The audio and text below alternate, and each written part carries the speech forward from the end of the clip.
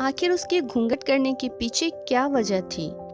अरे रानी, ओ रानी, सो रही हो क्या अभी? रानी की जेठानी जोर जोर से चिल्ला रही थी, घर के आंगन में खड़े होकर। रानी यानी मैं। तभी मैं भागती हुई अपने कमरे से निकली और बोली, दीदी आ गई मैं। जेठानी बोली, रानी तुम्हारा नाम रानी है, तुम रानी नहीं हो। मैंने तुम्हें रात में ही समझाया था कि सुबह को जल्दी उठ जाना तुम्हारी मुंह दिखाई की रस्म है। मैंने बोला कि दीदी रात को नींद ही नहीं आई, जगह नहीं है और मन में थोड़ा डर था कि सुबह आंख नहीं खुली तो। रजनी दीदी हंसती हुई बोली, रानी मेरी प्यारी देवरानी, जल्दी से घूंघट कर लो, अगर माँ जी आ गई तो हंगामा हो जाएगा। मैंने घूंघट किया ही था तभी माँ जी वहाँ आ गई और करकराती आवाज में बोली, चलो अब क्या यहीं गपशप मारती रहोगी तुम दोनों। हमने चलना शुरू ही किया था तभी माँ जी ने रजनी दीदी के कंधे पर हाथ रखा और बोली, पता है ना कहाँ से जाना है और कैसे जाना है। माँ जी ने बोला कि जब भी कोई बड़ा तुम्हारे सामने खड़ा हो तो हमेशा घूंघट में रहना और कम से कम अपने बड़ों के सामने आना, और बिना घूंघट के तो कभी नहीं। रजनी दीदी कुछ बोली ही नहीं, बस अपना सर हिलाकर हाँ बोल दिया। मैंने भी बस अपना सर हाँ में हिलाया। माँ जी के जाने के बाद मैंने पूछा, रजनी दीदी आप तो स्कॉलर हो और इन सब चीजों को कैसे निभाते हो। रजनी दीदी मुस्कुराई और बोली कि मैं थारे जेठ जी से बहुत प्यार करती हूँ, इसलिए अभी तक चुपचाप सब चीजें निभा रही हूँ।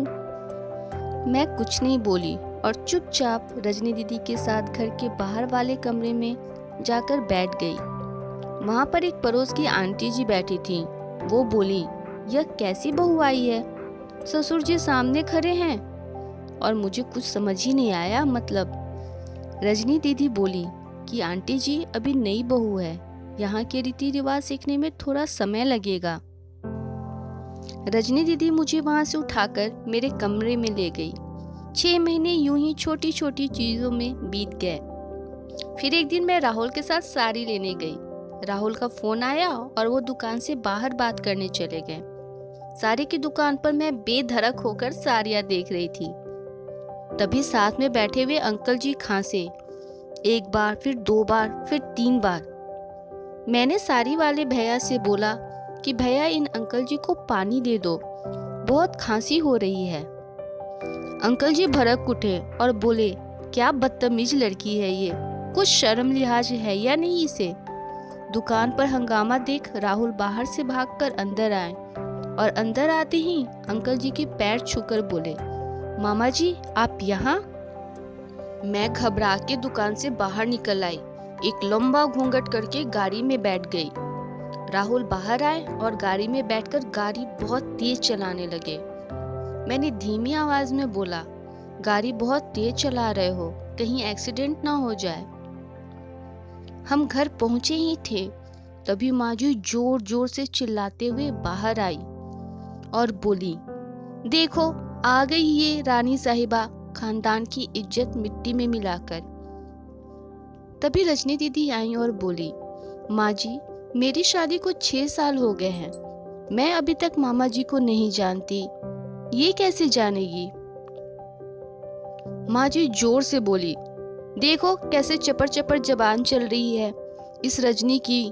कभी राहुल सबकी बात काटते हुए बोले कि माँ ये दोनों सही बोल रही हैं, ये हमेशा घूंघट करके रहती हैं तो ये मामा जी को कैसे पहचानेंगी। और माँ आज मामा जी के फोन पर तुमने पूरे घर की शांति को भंग कर दिया है। ये वही समाज है जिसने सीता मैया पर भी उंगली उठाई थी। पिताजी और जेठ जी ने भी अपना पक्ष राहुल के साथ ही रखा।